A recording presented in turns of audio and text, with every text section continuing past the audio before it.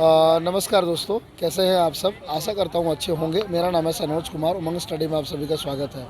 हमारे साथ mister Deepak and mister Kundan जुड़े हुए हैं, जो कि ये लोग डीआरएम ऑफिस धनबाद में अपने असिस्टेंट लोको पायलट की ज्वाइनिंग कंप्लीट कर चुके हैं। तो मैं इन दोनों का बहुत बहुत धन्यवाद देना चाहूँगा, जिन्होंने अपना कीमती समय निकालकर हमारे साथ इंटरव्यू के लिए तैयार हुए हैं, ताकि इनके जर्नी से आप लोगों को कुछ जानकारी मिल सके। तो आप लोग दोनों का बहुत बहुत स्वागत है हमारे यूट्यूब चैनल उमंग स्टडी पर।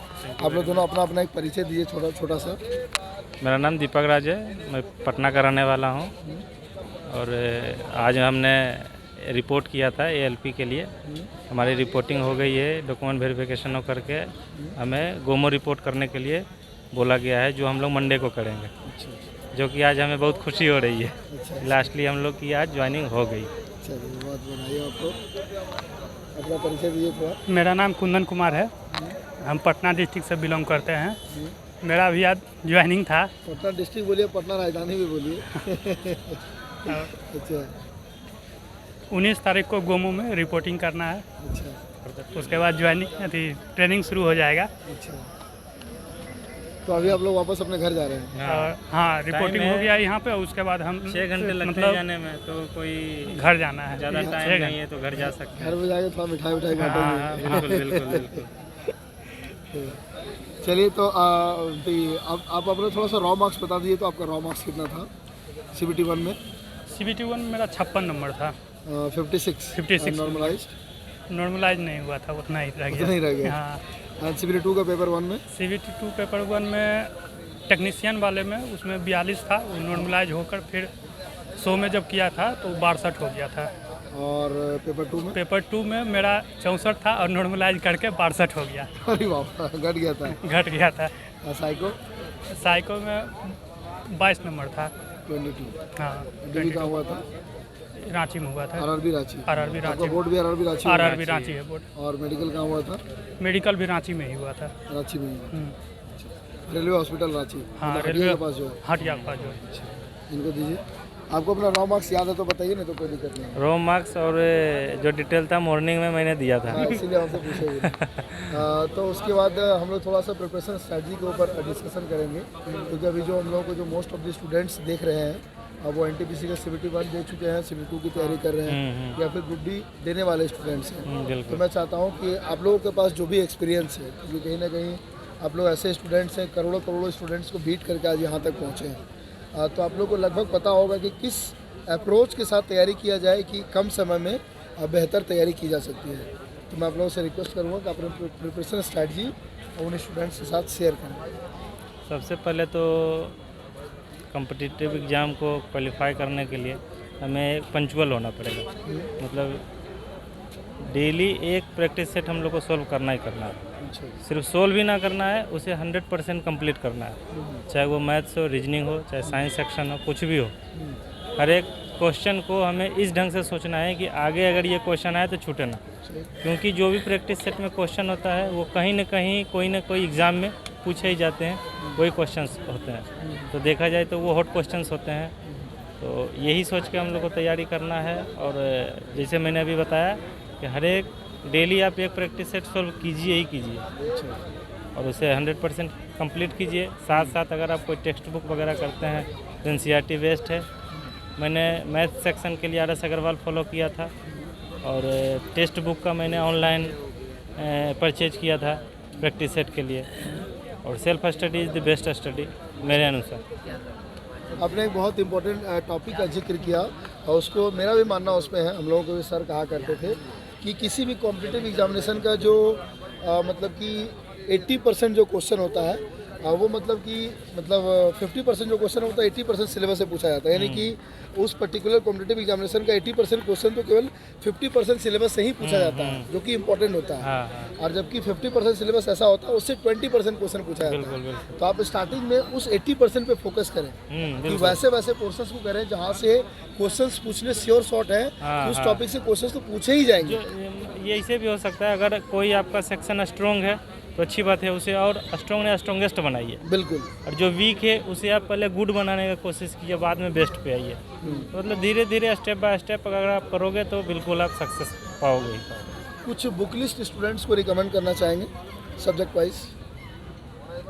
NCERT वगैरह पढ़िए। जनरल साइंस के लिए। हाँ, जनरल साइंस के लिए। और मैथ सेक्शन के लिए प्रैक्टिस सेट लगाओ, जो क्वेश्चंस पूछे जाते हैं उसमें वो आप उसे सॉल्व करो। नहीं समझ में आता है तो फिर आप रेफरेंस ले सकते हो अपने दोस्तों से। दोस्त से अच्छा कोई बुक नहीं होता है मेरे अनुसार।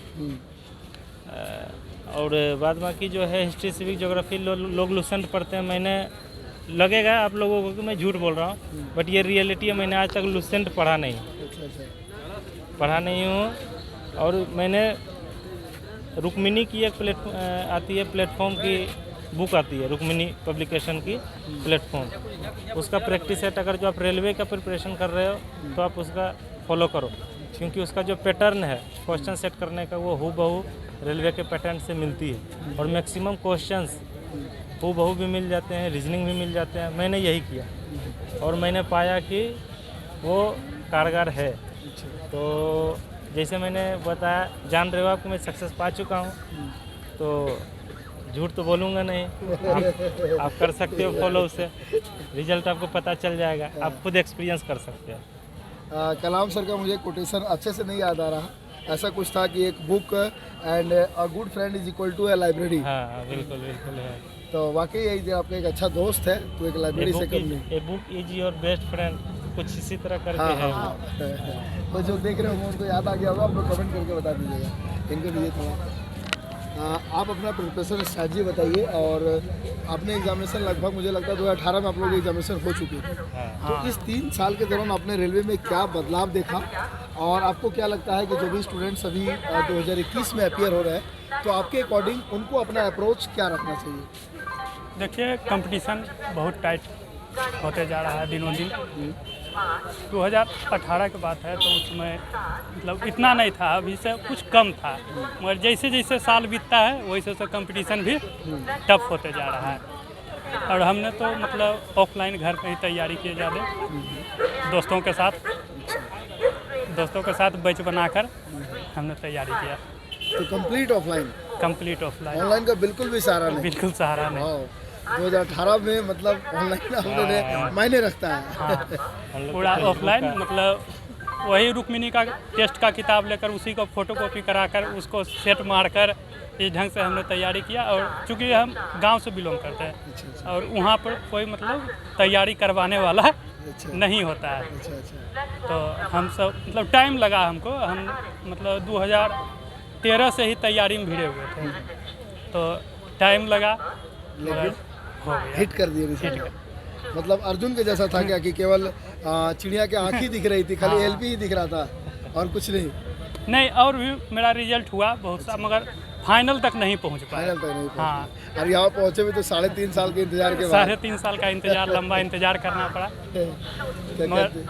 हो गया लास्ट में। यही खुशी है, सब्र का फल मीठा होता है है। कहीं कहीं। तो पेशेंस रखे तो आज खुशी मिली, और बहुत अच्छा लगता है आप लोगों को खुश देख करके। और जो भी स्टूडेंट्स आप लोग देख रहे हैं, बिल्कुल आप देख सकते हैं, ये जो भी स्टूडेंट्स है ये कोई आउट ऑफ द बॉक्स नहीं है। ये भी एक आपके जैसा कभी एस्पायरेंट रहे होंगे, ये आज सक्सेसफुल एम्प्लॉय बन चुके हैं। तो हार्ड वर्क का कोई सब्स्टिट्यूट नहीं होता है। ये लोग आज यहाँ पे खड़े हैं तो केवल और केवल हार्ड वर्क है। खुद में विश्वास रखना पड़ेगा। खुद में विश्वास आपको रखना पड़ेगा कि आप कर सकते हैं। और इसलिए भी मैं इस तरह के जेन्युइन इंटरव्यूज़ आप लोगों को ला करके देता हूँ फ्रेंड, ताकि आप देख सके कि आप अपने आप को इनमें फील कर सके, अपने आप को इनमें कंपेयर कर सके। हो सकता है इनके सिचुएशन से आपका सिचुएशन मैच करता होगा, इनके सिचुएशन से आपका सिचुएशन मैच करता होगा। इसलिए कभी भी जो भी आपके प्रॉब्लम्स लाइफ के सभी के लाइफ में से होते हैं, लेकिन प्रॉब्लम्स को जूझते हुए आपको आगे बढ़ना पड़ता है। तो आप तो कंप्लीट ऑफलाइन स्टडी किया करते थे, कुछ ऑफलाइन कोचिंग्स भी लेते थे? नहीं, कोचिंग बोले थे, मेरे गांव में कोचिंग का व्यवस्था नहीं था। अच्छा। तो शुरू में तो जो सेट बना आता है किताब में, तो उसी को देखकर पहले बनाते थे। अच्छा। उसको देखकर बनाए, फिर 2-4 बार प्रैक्टिस करने के बाद वो फिर अपने से बनना शुरू हो गया था। अच्छा। उस ढंग से अति किया। उसके बाद हम सब का मेरा ज़्यादा क्वालिफिकेशन भी नहीं था, 10th प्लस ITI है। अच्छा। जो इसके लिए मिनिमम है, तो मेरा यही मिनिमम था। अच्छा। मगर हो गया। 10th आपने कब किया था? 10th हम 9 में किए थे। और ITI? ITI मेरा 15 में कंप्लीट हुआ। अच्छा। ट्रेड? इलेक्ट्रीशियन। अच्छा। तो इसलिए हुआ था कि मतलब ऐड करूँगा। अथी हो गया था बीच में जो है ना, बोल लो आप बोल लो। कैंसिल हो गया था आईटीआई का एग्ज़ाम। तो 2014 में जो वैकेंसी निकली थी एएलपी का, वो हम नहीं भर पाए थे। अच्छा अच्छा, और कुछ कहना चाह रहे थे? बेसिकली मेरी क्वालिफिकेशन बीटेक है। अच्छा मैंने पहले प्राइवेट जॉब किया कंप्लीट करने के बाद, अच्छा और मुझे 1 साल यह डिसाइड करने में लगा, पूरा 2017 की बात बता रहा हूँ, मुझे 1 साल यह सोचने में सिर्फ चला गया 1 साल कि मैं गवर्नमेंट जॉब के लिए प्रिपरेशन करूँ या ना करूँ। सोच लो, 1 साल में सोचने में ही बिता दिया। अच्छा। लेकिन फाइनली ये एएलपी टेक्नीशियन की वैकेंसी आई थी, तो मेरे बड़े भैया ने रिकमेंड किया कि डालो इसे, आज के डेट में कुछ पहले ले लो, तो फिर फर्दर सोचो। फिर मैंने डाला और फाइनली आज सेलेक्टेड हूँ। बहुत खुशी हो रही है। आप लोग भी कोशिश कर सकते हो, कामयाबी ज़रूर मिलेगी। खुद में विश्वास रखिए, nothing is impossible if you try. Uncle ji आप लोग के साथ हैं? हाँ अंकल जी, हम वो आपके गार्जियन भी हैं? हाँ, तो अंकल जी थोड़ा सा इधर आ जाइए। कैसा लग रहा है आज आपके भांजा हुए हैं? हाँ, आपके भांजे की आज ज्वाइनिंग चल रही है, कैसा लग रहा है? हम बहुत खुश हैं। अच्छा कारण कि बचपन से रखे हम ही, अच्छा और जहाँ तक हुआ सहारा देते रहे। आज मेरा जो है ये क्या बोलते हैं, सपोर्ट रंग लाया। अच्छा, हम बहुत खुश हैं। बहुत अच्छा। आप माइक पढ़िए, थोड़ा सा आप अटेंशन डालना चाहूँगा। अब मुझे ये बताइए कि मेरा एक बहुत बड़ा सवाल हो रहा है आपसे कि आप कोई ऑफलाइन कोचिंग्स नहीं लेते थे, ऑनलाइन का भी सहारा नहीं लेते थे। स्टार्टिंग में जो स्टूडेंट्स को प्रॉब्लम होता है, जब मैं स्टूडेंट पॉइंट ऑफ व्यू से बात कर रहा हूँ, तो सबसे पहले कि स्टूडेंट्स को एक डायरेक्शन चाहिए होता है, जो कि कहीं ना कहीं उन्हें कोचिंग में मिलती है कि उन्हें किस डायरेक्शन में जाना है, क्योंकि पढ़ाई का कोई लिमिट नहीं है, वो प्रॉपर एक सागर है। तो मतलब आपको एग्जामिनेशन ओरिएंटेड पढ़ना होता है, क्योंकि यहाँ पे आपका टारगेट होता है एग्जाम्स को क्रैक करना, ना कि कुछ भी पढ़ते चले जाना।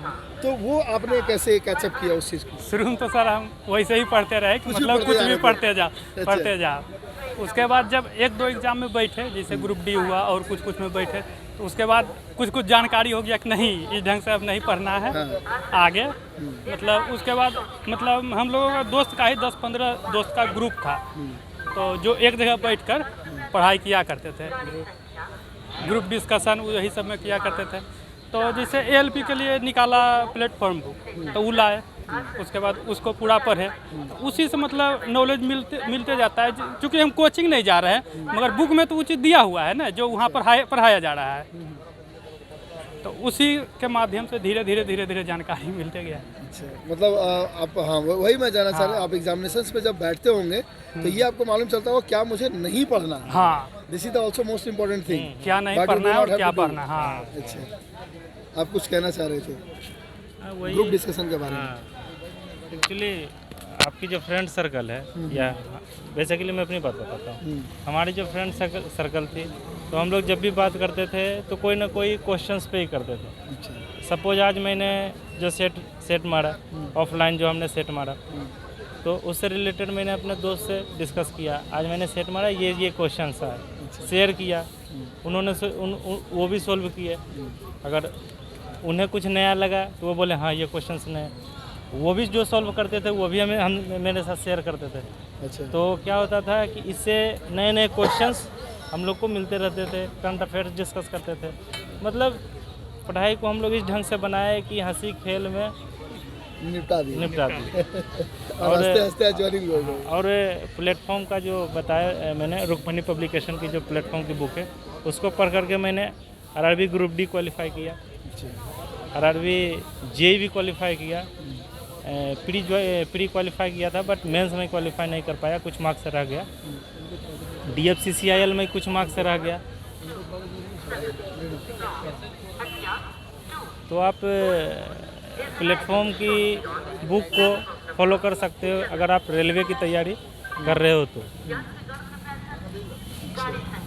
ये आपने बहुत रिमार्केबल बात कही, स्पेशली आप बीटेक किए हुए थे। मैं बहुत सारे ऐसे लोग, मैं खुद भी बीटेक किया हूँ, ऐसे लोगों से मिलता हूँ जो कि फॉर्म भरने से भी कतराते हैं। खतरा भी होती है। तो आप सही बात बोल रहे हो। शुरू में जब ये वैकेंसी आई थी तो मैं नहीं डाल रहा था, जो रियल है मैं नहीं डाल रहा था। तो मेरे बड़े भैया जो हैं उन्होंने बोला कि पहले कुछ ले लो, जो मैं पहले भी ये बात बताई थी। उन्होंने बोला पहले कुछ ले लो, क्योंकि मैं प्राइवेट जॉब कर चुका था तो मुझे पता था रियलिटी क्या है, कि उधर उतना स्कोप है नहीं, सैलरी भी नहीं है। चलो गवर्नमेंट जॉब हो जाएगी, डिपार्टमेंटल एग्जाम दे करके भी हम लोग कुछ ना कुछ अच्छा आगे कर बढ़ लेंगे, सकते हैं, बढ़ डिग्री है। सकते हैं, डिग्री है, नो डाउट।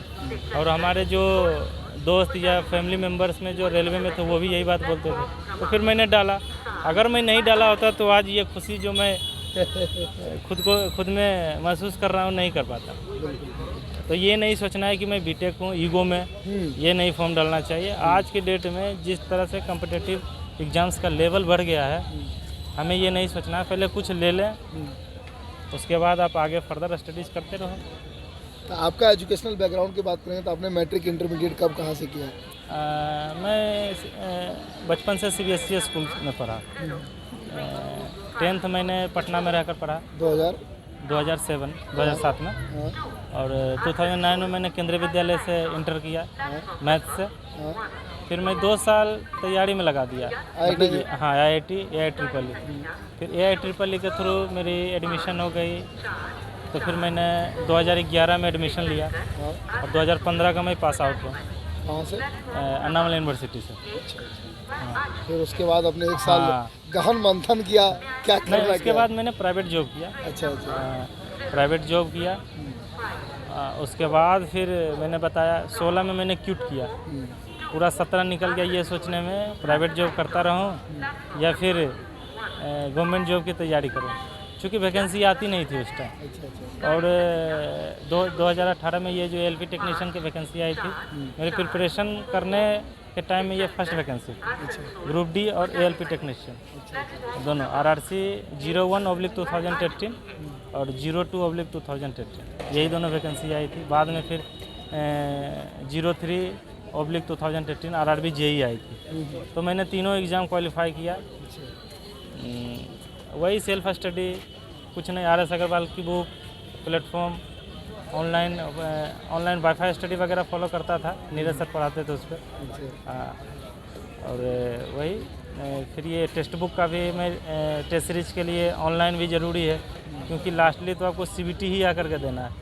तो जो एक सिस्टम पे बैठकर एग्ज़ाम देना होता है वो अलग, एट ए टाइम आपको एक ही सवाल दिखाएंगे। और ऑफलाइन दोगे तो आप तो एक बार में 10 सवाल जितने भी हैं देख सकते हो, ये नहीं आ रहा वो कर लो, ये नहीं आ रहा वो कर लो। लेकिन उसमें तो एट ए टाइम आपको एक ही है और डिसाइड करना है नहीं करना है, करना नहीं करना, आगे निकले ना निकले, निकले ना। तो उसमें हो जाता है। क्योंकि मैं CBT 2 में मेरे 15 क्वेश्चन छूट गए थे, अच्छा अच्छा। टाइम मैनेज नहीं कर पाया था, क्वेश्चन भी टफ थे, इसीलिए मेरे 20 मार्क्स इन्हांस हुए थे उसमें नॉर्मलाइजेशन के बाद, सुबह में मैंने बताया था। हाँ, तो कुछ नहीं है, खुद में विश्वास रखना है। चलिए बहुत अच्छा लगा। उनको दीजिए वरमाइक। आप इस जॉब को एक सक्सेस मानते हैं? हाँ सर, इस सक्सेस को श्रेय किन्हें देना चाहते हैं आप? हम अपने घर वालों को इसका श्रेय देना चाहते हैं, अच्छा अच्छा जो कि इतना दिन हम कहीं काम नहीं कर रहे थे, घर में ही थे, अच्छा। तो इतना दिन एक तरह से झेले भी कि मतलब उम्र हो रहा है फिर भी कहीं कमाने के लिए नहीं जा रहा है, काम नहीं करता है, ये भी फिर बहुत पेशेंस भी बहुत ज़्यादा पैसे मैटर से- करता है। हाँ, घर वाले का पूरा सपोर्ट था। चलिए ठीक, इस पूरे रिक्रूटमेंट प्रोसेस में कहीं पर भी किसी तरह की कोई परेशानी? कोई परेशानी नहीं हुई, जेन्युइन कैंडिडेट्स को कोई कोई परेशानी? परेशानी नहीं। नहीं। चलिए ठीक है, थैंक यू सो मच। और कुछ फाइनल मैसेज देना चाहेंगे हमारे सब्सक्राइबर्स को? यही है, जो तैयारी कर रहे हैं, जो तैयारी कर रहे हैं उनके वो लिए लगे all the रहें, best, लगे रहें। फॉर्म विश्वास आए रखें। ना आए, मगर तैयारी जब मेहनत कीजिएगा तो कभी न कभी उसका फल हाँ, मिलेगा ही मिलेगा। अब आपके सामने दोनों रिजल्ट हैं। हाँ, कितना ज़्यादा पेशेंस इन लोगों ने रखा है, तो आपको बताना नहीं है, हड़बड़ाना नहीं है, पेशेंस रखिए, डेफिनेटली आपका भी सिलेक्शन होगा। ओके फ्रेंड्स, और इस पूरे रिक्रूटमेंट प्रोसेस का कोई एक बेस्ट मोमेंट? सब बेस्ट मोमेंट था, जितना भी रिजल्ट निकला, जिस समय निकला, 2 वो मोमेंट बेस्ट हैं। था। एक जब हम लोग मेडिकली फिट हुए थे, अच्छा उस टाइम मैं खुशी से रोने लगा था, अच्छा अच्छा। ऑटोमेटिक आंसू निकलने लगे थे कि अब मैं फाइनली सेलेक्ट हो गया। अब हो गया, आखिरी पड़ाव पार कर दिया। अच्छा और दूसरी आज जो सबसे ज़्यादा है, अभी मैं घर जा रहा हूँ, जैसे भैया ने बताया कि अभी जाऊँगा मिठाई उठाई बांटूंगा, जो कि दोस्त भी वेट कर रहे हैं कि जल्दी आ जाए, पार्टी लेना है। बिल्कुल। और ये आपका अपना बेस्ट मोमेंट बताइए। यही एक तो आज का दिन आज रहा। का हो गया, इसके अलावा उसका मेडिकल फिट हुए, हाँ, CBT 2 में जो रिजल्ट हो गया, पैनल आया। पैनल आया, खुशी तो मिलती ही रही। आप लोग भी स्टूडेंट लाइफ से यहाँ तक हाँ। आए हैं, तो काफ़ी ज़्यादा स्ट्रगल आप लोगों ने भी किया, तो कोई एक वर्स्ट मोमेंट भी रहा होगा आप लोगों का जर्नी का, जिस दौरान लगा होगा कि नहीं यार मतलब क्या चल रहा है उसको कुछ समझ में नहीं आ रहा होगा? हाँ, जब फर्स्ट टाइम जब एग्ज़ाम और देने के लिए जाते थे तो लगता नहीं था कि हमसे ये हो पाएगा। हम लोग के साथ तो था वही बीटेक कंप्लीट करने के बाद, हाँ, मतलब हो पाएगा नहीं हो moment पाएगा। था। अच्छा समझ में नहीं आता था करे क्या। एक अच्छा लग रहा समाज की प्रताड़ना अलग है। कि बीटेक करके घर पे बैठा है, अच्छा लेकिन अच्छा था हम लोग के फैमिली मेम्बर बहुत सपोर्टिव है। हाँ, उन्हीं के सपोर्ट से आज जो कुछ भी हमें मिला है, इसे बड़ी कामयाबी तो नहीं कह सकते हैं, बट छोटी ही है, बट आज के डेट में अच्छी नहीं भला से कुछ भला। हाँ, कुछ वाला। यहाँ से फिर आगे आपके अंदर टैलेंट होगा तो डेफिनेटली आप आगे बढ़ सकते हैं। चलिए ठीक है, आप दोनों का बहुत बहुत धन्यवाद and wish you all the best. Thank you. पूरा उमंग स्टडी परिवार की तरफ से ढेर सारी बधाइयाँ, साथ ही शुभकामनाएं भी, और आप लोगों के सर पे बहुत बड़ी जिम्मेदारियां भी हैं। भारतीय रेल जो कि हमारे देश का इतना इम्पोर्टेंट पिलर है, तो मैं पूरा उम्मीद करता हूं कि आप लोग अपनी पूरी ईमानदारी से इस रेलवे की सेवा करेंगे, जिससे कि हमारा रेल भी आगे बढ़ेगा और हमारा देश भी आगे बढ़ेगा। ओके फ्रेंड्स, तो इन्हीं सब शुभकामनाओं के साथ इस सेशन को हम लोग फिलहाल यहीं पे रखते हैं। तो आप लोग भी डेडिकेटेड होकर के तैयारी करना चाहते हैं तो आपने देखा कि इन्होंने भी अनअकैडमी जैसे प्लेटफॉर्म का वाईफाई स्टडी हुई है, उनका हेल्प लिया। तो अनअकैडमी वाकई एक अच्छी प्लेटफॉर्म है। आप लोग चाहें तो इस वीडियो के डिस्क्रिप्शन में लिंक दिया हुआ है, वहाँ पे आप लिंक पे क्लिक करके और वहाँ पे फ्री कंटेंट, पेड कंटेंट सब कुछ है, आप लोग इनरोल कर सकते हैं, एक्सेस कर सकते हैं। ठीक है फ्रेंड्स, तो जो लोग भी इस सेशन को लास्ट तक देखे उन सभी का बहुत बहुत धन्यवाद। यदि अभी तक आपने उमंग स्टडी को सब्सक्राइब नहीं किया होगा तो ज़रूर से ज़रूर सब्सक्राइब कर लीजिएगा, क्योंकि यहाँ पे इसी तरह के एक्सक्लूसिव कंटेंट मिलते हैं। आज आप लोगों का 13 तारीख है, 19 को फिर मिलेंगे हम लोग। हाँ 19 को हो सकता है फिर हम लोग गोमो भी जाएंगे एक बार कवरेज के लिए, ट्रेनिंग इन लोगों की स्टार्ट होगी तो। एंड 14, 15, 16 अभी और भी रेलवे ऑडिटोरियम में कवरेज है, 16 तक है, है यहाँ। तो वो सारे भी कवरेज हम लोग आपको प्रोवाइड करवाएंगे। हो सकता है कुछ और स्ट्रगलिंग स्टोरीज आप लोग को सुनने को मिले, तो बने रहिएगा हमारे साथ। और इसके बारे में आपका क्या राय होगा, आप लोग भी अपना राय कमेंट सेक्शन में ज़रूर से ज़रूर बताइएगा। ओके फ्रेंड्स, तब तक के लिए जय हिंद, जय भारत।